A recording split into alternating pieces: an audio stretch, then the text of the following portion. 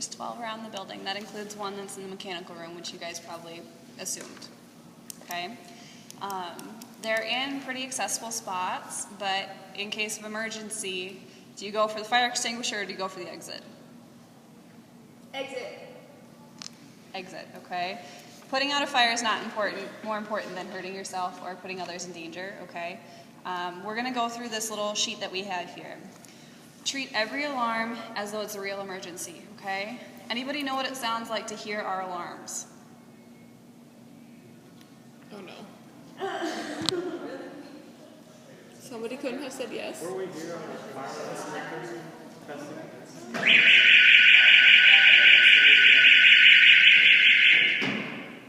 That's not going to alert the fire department. That's going to alert you guys that there's danger, okay? Little kids can pull those off, but you need to treat it like there's a real emergency. First things that you can do to assess the situation, ask questions. You know, even if it's a little kid, what did you see? Why do you think that it was important to pull this? You know, do you smell smoke? Those sorts of things. Now, I'm not going to pull the real fire alarm because we're going to have fire department trucks here and they're not going to appreciate that. In order to actually activate the alarm that they come here, there's that handle that you pull underneath that cap. Does that make sense to everybody what I'm saying? Okay? As soon as that happens, they're coming here no matter if it's a fake alarm or if it's for real, okay? So we have to treat it like it's a real incident. Everybody has to go out of the building. Where would we go if there was a fire? Outside. Outside's a good start. Have we ever heard of the saying, have a meeting place? You guys heard that? Okay. The most logical place for us to meet as far away on our property as we can get from the building, okay? Take them on pavement, get them out in the backside of the parking lot and away from danger. We'll go through here. So I'm actually reading this for you. As soon as there's something going on, you need to call 911, okay? You can't just assume, hey, we're going to take care of it. It's a small little fire of a centerpiece or anything. You know, granted, somebody dumped a water pitcher on it and it was taken care of, but if it's a little larger scale than that, make sure you call 911. Get things rolling in the right direction because you're not a trained firefighter, you're not a trained firefighter. You don't need to be putting yourself in harm's way, okay? Yep, go ahead. What if people start leaving out the back of the building then? Do we need to go get them and tell them to come around the front? Or we have two meeting places or? If they start going that way, fine. Don't bring them back in. Go around, okay? I know that's a logical thing to do, but hey, is it easier to walk through the lobby than it is to walk around? Yeah. So people are like, oh, I have to go to the front. Don't let them use these doors. Make sure they stay outside, okay? But yes, if they start evacuating because it's a real emergency, you just control the chaos, try to funnel it to the right direction because as soon as you recognize an emergency, the first thing I need to think of is, okay, I have 6 servers working tonight. I need to get everybody out, but I need to do a head count, okay? Who was I working with? Brittany, Josie, Michaela, are they all here? Do I need to tell the fire department, is there anybody inside? Is there any guests complaining that they don't have their loved one or something like that, okay? You need to be very mindful of where people are. Does that make sense? That's kind of why we have that meeting spot. So I'm not sitting out on the golf course waiting for things to get over and everybody's concerned that I'm inside the building, okay? Any other questions so far? If it happens before an event, should we say, like, hey, if there's a fire, I want Brittany and, like, Janae and Kate to go to the back of the building and direct everyone to the front. And then once it's good, everyone go to the front. Like, Yeah. I don't think that's a bad logical plan. I think it might be a little bit hard because fires are unpredictable. If you know that Cade has a headset on, radio him and say, hey, can you head to the back of the building? People are coming out that way. Start sending them in the right direction. That would be A-okay. But to say ahead of an event like, hey, if there's a fire, you 3 are in charge of this, I don't know if that's going to be as effective. Does that kind of answer your question? Yeah. Okay. Any other questions so far? No. This should all be kind of common sense, but we got to make sure we cover it because we want to be safe. What spreads fire? Anybody have an answer for that? Oxygen. Oxygen. Okay. As soon as you recognize it's a fire that we're not going to put out with a fire extinguisher, you need to close doors. Keep it contained so that we have 350 people in the lobby here. They have a chance to get out before it starts rolling through the doors, okay? Smoke can be just as deadly as a fire. If it does start to smoke and it's really bad out there, keep everybody low to the ground. Cover your face with a shirt, something like that, but you need to filter the smoke so you can get out, okay? Let's see here. Does everybody understand how to use a fire extinguisher? It's not a dumb question. If you don't understand, you can raise your hand and I will explain it. Okay? We kind of talked about establish a meeting place. We understand what's going on. The fire department is going to ask, is everybody out? Are there people inside? You need to be able to answer that question, whether you're a server, whether you're a bartender. You guys need to be communicating, okay? You're the people that are keeping the peace and keeping people from getting hurt. Does that mean we need to, like, literally make sure no one else is in the building? Like, I need to go around and check? Or... I was going to say, because that's kind of contradictory to run.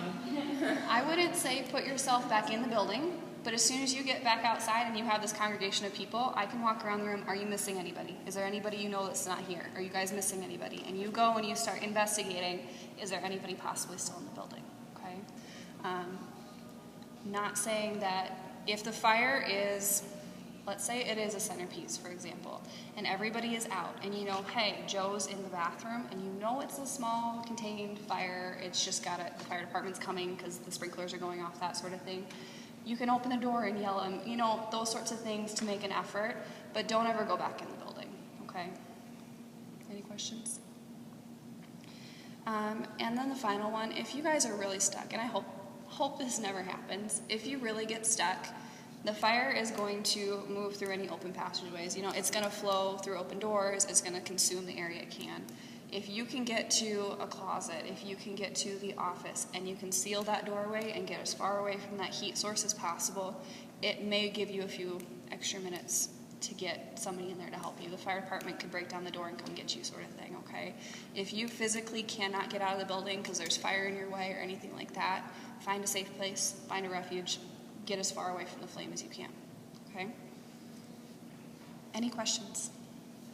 This is all really depressing stuff, I'm sorry, but you guys are now gonna be like heroes for the people that you take care of, all right? Let's move on to tornadoes. Okay, actually before I do that, there's one other thing I should mention. As soon as you guys pull that fire alarm right there, it also is going to alert a company that sends a phone call to me, it sends a phone call to the city, it sends a phone call to the police department. You cannot turn that off. It's not going to be something that alarm is going to go off. So if it is a false alarm and that alarm is going off, you're going to have to call me or Henry and we're going to have to get over here and turn it off for you, okay? So make sure nobody pulls the actual lever unless it's a serious emergency. Does that make sense? Okay, tornado. This one, you guys, honestly, you know, I've never seen one just on a bright sunny day drop out of the sky. You're going to have a little bit of a pre-notion that this is coming. The night that we had to deal with it, it was really stormy, there was lightning, our radar said, hey, there's a tornado warning in the area, keep an eye out. And so we're thinking, all right, well, if this is going to happen, we need to know how to plan. So what we did, I was the manager that night, and I said, hey, I don't remember who was working, I think, Kylie, were you there? Kylie was there. So I was talking to a few people, and I said, hey, you know, you need to work in pairs of 2. In no situation do you want to be by yourself in an emergency, because that's just not safe. Oh, we got a DJ. Also, we want to work in groups that work together, not counterproductive. You want to know the plan, because as soon as there's an emergency, people are going to ask you. You have the shirt on, you have the look, they're going to want to know what's going on. So the first thing that's going to happen, nobody here has a panic and says, there's a tornado coming, everybody duck. That's not how it works, okay? The Sioux Center Police Department has us on our radar. They know exactly when we have events. They're going to come to our building unless the police department and all their cop cars were hit by this tornado. They're going to come here, okay? So the guy walks in the front door and he says, hey, there's a tornado threat in the area. You guys have a big group of people. I'd really advise that you get in shelter. That's the first thing. So he's going to talk to the manager. Did that happen the night you were working? Mm-hmm. Yep, he came in the doors and I wasn't quite sure. I was like, you know, does this mean this is an actual big deal? Do we need to get in shelter? And he said, yeah, you need to get people in shelter. So he's going to give you the okay that this is actually a threat. Also, let's see here. Anytime that you guys know we're in a tornado watch, the banquet manager, you need to have a plan like we talked about. We're going to start assigning policies and procedures. So if you 6 were working that night, okay, some of our safe places, the men's restroom, the women's restroom, the cooler. The cooler is by far our safest place. Even though it's a little bit chilly, you put 50 people in there and it gets pretty warm, all right? Does anybody know what kind of emergency items we have in the cooler? You guys have all been in there. Anybody know what's in there? We have some sort of. We're not going to drink, no. We have water. We have water. There you go. There's a box. There's a tote on the bottom shelf next to the wine that has a flashlight, it has a radio, it has a blanket, it has a lot of emergency supplies. If this was literally a tornado that wiped out the town or hit the building, you guys need to know that's there, okay? If there's an elderly person in there that starts shivering uncontrollably and just can't help themselves, you need to get that blanket out and help them. So, everybody good on that? So cooler's number 1, okay? Number 2 and 3 are our restrooms here. As far away from the door as you possibly can be. The door, it doesn't have much to stop a suction of wind. It's just going to pull the door right off the hinges, so make sure you're around that corner, you're inside the actual structure itself. When I was working, we didn't have enough room in there, honestly. We pushed everybody in, we said, everybody, you're sardines, I'm sorry, but you're going to have to stay in here.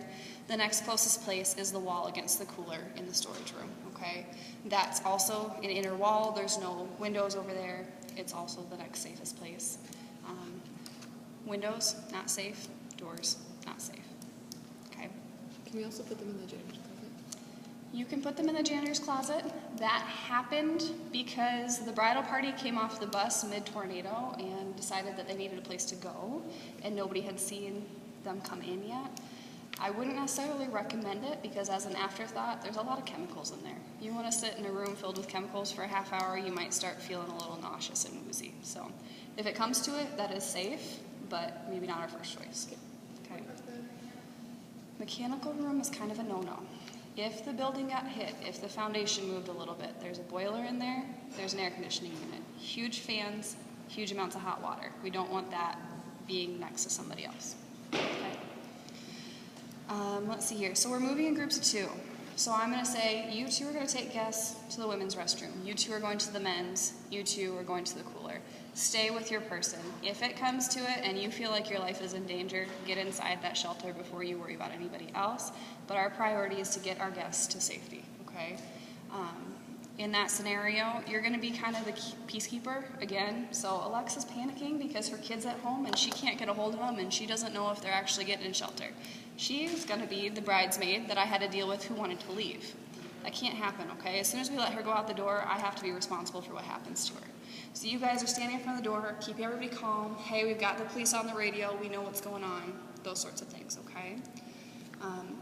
I also had to deal with the groomsman who thought, hey, it's my life, I can do what I want with it, right? He goes and he's standing outside the door, is looking like, hey, when's this tornado gonna hit? As soon as we make the announcement, okay, this is how it's gonna go. The police department comes, banquet manager announces, we need to take shelter. As soon as that announcement is made, the banquet manager can say, Kristen, if you would like to leave, or a general statement, if you guys would like to leave, now is the time. As soon as I lock the front doors, anybody inside is our responsibility and they will follow our policies, okay? So that groomsman, he's not allowed to be out there anymore. You have to do whatever you have to do to get him inside shelter. Now, if I made the announcement and he's like, you know what, I don't want to be here tonight, I'm going to drive home. Before I lock the doors, he's not a responsibility, okay? Banquet manager is in charge of locking all the exterior doors. You're also in charge of making sure you're in communication with your team members. The exterior doors are going to swing open. Even in a light wind, you guys have seen them kind of pop open. That kind of suction can collapse a building, okay? So if you get them locked, it's going to help us stay upright. It's going to help us be a little bit more of a structure if we actually were to get hit. Now, granted, glass isn't the best fortified strength material, but we're giving ourselves the best chance we can, okay? Any questions? Do we lock just the exterior, or do we lock both sets of, like, in the vestibule? If you can lock anything between the tornado and you, lock it, okay? Any other questions? Nothing? Okay. Last thing here, we do not have the authority to let the guests go. As soon as they're in shelter, we are at the mercy of the police department. They came to warn us, they're going to come and let us out again.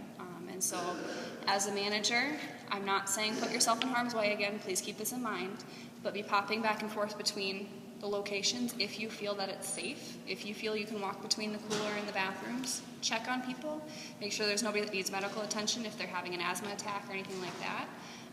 But you are the person that they're going to come talk to once we're able to go back out, okay? So Kate doesn't get to make the decision that, hey, it looks clear, guys, let's go out, all right? They're going to come back to us. Any questions about tornadoes at all? If someone were to be having an asthma attack, what are you supposed to do? For asthma, hopefully they have an inhaler. If they don't have an inhaler, it's okay. It's not a dumb question. I wasn't laughing at you. I was laughing at Matt's gesture. I don't know that much medically. You can correct me if I'm wrong, but I believe if you do slow breaths into a paper bag or something confined, it can help slow down your heart rate. If you don't know how to help, just be a coping mechanism. Just be like, you know what, it's going to be okay. What can I do to help you? Those sorts of things. You don't have to be a doctor. You don't have to make up things to keep people happy. Just try to make them feel safe. Okay. Next one. You guys should be thankful we haven't had a power outage. Oops. Intoxicated guests. We're going to go to that one first. Just kidding. I've actually had comments from people this year how proud of us they are that the police department hasn't been out here that much.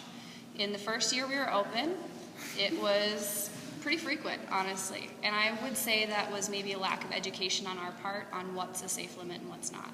You guys have done a good job of keeping people under control, okay? You know, even though the bartenders are in charge of keeping their pace, Brittany can get harassed just as easy as Tyler can, okay? If you ever feel like a guest has treated you in a way that you do not feel is respectable, go to your manager, or if you need to interact with them, do so in a respectful way. But, you know, for example, I had a drunken guest who thought it was appropriate to put a tip down one of our bartender's shirts. That's not acceptable no matter where you go, okay? Those things can be dealt with properly. We can treat them with respect, but we need to deal with those kind of situations, okay? I remember one night we were working and you almost got knocked over by a drunk guy. Do you remember that night? Yeah, he jumped all the way down my pants and in my shoe. Yep. Once they get to that point, make sure the manager's been notified, okay? Between the manager and the bartenders, they're going to do their best to keep people under control. If it comes down to it, you guys understand how it works. You know, slow down service. We're going to keep them from drinking so much. Suggest food. If they're walking around, Janae, and he runs into you and he's stumbling, be like, hey, could I maybe get you a cupcake? Simple as that. You're kind of being proactive, okay? And then suggesting non-alcoholic drinks kind of comes back to our bartenders, but, you know, if Jess is the manager that night and she sees somebody, can I get you a glass of water? Just things like that will help keep these people under control. And then if it comes down to it, and before you make that intervention of, hey, you're done for the night, maybe you three came together. I can say, you know what, Kristen's getting kind of out of hand, but I saw she was with these two other girls. I can maybe ask, hey, would you two be willing to kind of keep an eye on your friend, because we're kind of concerned she's getting pretty intoxicated and she wants to drink a lot and we're just not comfortable with that, okay? Wording is very important in those kind of situations. You don't say, Kristen's drunk, she can't drink, okay? Not a lot of people like to be told that they're drunk. Anybody have an experience being told they're drunk and, you know, telling somebody they're drunk and having it go well? No, it never really goes over very well. So what you can say is, hey, we have a policy here to keep people at a safe limit. We're concerned that maybe she's had a little bit too much. Is there anything I can do, get her a drink of water or something like that to help? Okay? Try to be very positive, happy with your tone. It also helps if you catch it early and you can tell them, hey, you only get one more drink for the night or something like that, so that they're not totally blindsided. Yep. So we've made all possible attempts to slow this person down, and they still feel the need to get intoxicated. And I'll be honest, there's people like that. No matter where they go, they're going to get drunk, okay? It's nothing you can do personally. You just kind of have to decide you're done. Now, for our bartenders, you guys all know it's communication. You need to let the manager know, and you need to let each other know that this person's done, because I've seen many times Matt cut somebody off, but Tyler doesn't know, and hey, Tyler, can you get me a drink, because I'm still fine with you. I haven't kind of ticked you off yet. So make sure you guys communicate. If they come up to a server and are like, hey, any way you could get me a drink, just send them back to the bartenders. Hey, I can't do that, but a bartender would be happy to help you, okay? Those sorts of things will keep you guys out of the firing line of being uncomfortable. It can be uncomfortable, it can be difficult when you have to tell somebody no, but remember, would you rather be on your hands and knees cleaning up puke later, or would you rather be fixing a hole in the wall, or would you rather be calling the police department, or would you rather just worry about their safety, okay? Even if they leave in somebody else's car, if they walk home, they could get hit on the side of the road because they weren't able to walk straight. They could try to open a car door and get themselves in trouble, okay? There's a lot of things that can happen even if they're not getting behind the wheel. Let's see here. So we've talked about a support policy. Be courteous but firm. I ran into the first year that I bartended, you want to be everybody's friend. You're like, okay, they're going to tip me better, we're going to have a great time. And as soon as you start saying, well, okay, I told you no more, but this is the last one, they're going to come and push your button so far until you have no authority. If you say no, mean no, follow through with no, okay? Perfect. And the last one, I think is the easiest way to cut somebody off. If they come up to you and say, who are you? You're not the boss. It doesn't matter anyways. As a bartender, you have a liability, okay? You can get a personal fine. I'm not talking about the event center. I'm not talking about, the people that were working that night. Directly to me, directly to you. If you let that person get over the legal alcohol blood limit and they were to get behind a car and die, if they were to go walk down a road and get hit, okay? You put them in the state of alcohol, almost an overdose, and you are now legally responsible for them, okay? If they were to get in an accident, it's now on you. So let them know, hey, you know what? The law says I can't get you drunk, and I feel like that you're not at a safe point right now.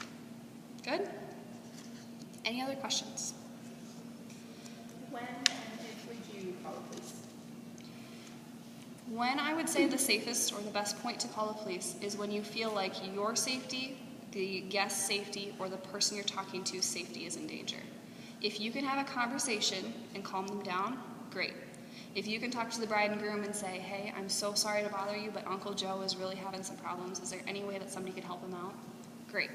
If he starts pushing you, if he starts walking up to another server and says, this is the worst place ever, and swinging their arms and all that sort of thing, you've now put somebody else in danger. They're not our friend anymore. We're going to get police involved, and we're going to get things taken care of, okay? We try not to call the police. I'm not saying that in a way of like, let's take all the problems on ourselves, but the bride and groom don't want to remember their night as the cops coming. They don't. So if we can handle it, be proactive, take care of things on our side. Okay? You had a question, Tyler? Yeah, I was going to say, what if we cut someone off and they start getting another guest to get them drinks and we don't notice it? What? If you don't notice it, there's not much you can do. If you do notice it, I've had this scenario with people who are cut off and with people who are underage. You give them a very straight answer. I've seen what you've done. You know what you've done. Either you stop or you're done drinking too. Okay? Any other questions? All right. I think this is the last of our... Yeah, this is not negative, I promise. This is all good. We're going to have really happy things to come after this, I promise. Last one of our emergencies that we're going to cover tonight is a power outage. I am so thankful for all of you that this has not happened during one of your events that I'm aware of. I've had a couple corporate events where somebody hit a power line out here and we lost power, and it's not fun because there's nothing you can do about it, okay? First thing you want to do, turn off any power sources that you can. If for some reason the power outage was related to us plugging too many things in or having too much juice going out, by turning it off and then checking our power switchboard, we're going to be able to fix the problem. Now, we have here, keep the fridge door closed if possible, because if they have their food coming up that night, and this is a 2-hour-long ordeal, we want to make sure their food is not spoiled because of this. Anything we don't need, again, unplug. The next thing we can do, the Holiday Inn is super close. They're going to be having the same issues as us if it's an actual power outage. They're on the same line as us. Call over and just say, hey, are you guys out of power too? If they are, it's probably out of our hands. If they have power, it's definitely in-house, okay? Leave something plugged in so we know when the lights are going to come back on, or leave a light on so you know when things are restored. Instead of sitting here in total darkness, don't just assume it's broken. Just a common sense thing. Can anybody tell me where our flashlights are? And, yep, there's some on the bottom shelf of those black shelves in the office, okay? Almost all of you have a phone nowadays that has a flashlight on it. Not all of you should be carrying your phones during events, but you do have a flashlight available, okay? Find a flashlight. Try to keep guests safe so they're not running into things or being uncomfortable, but that's a good thing to do.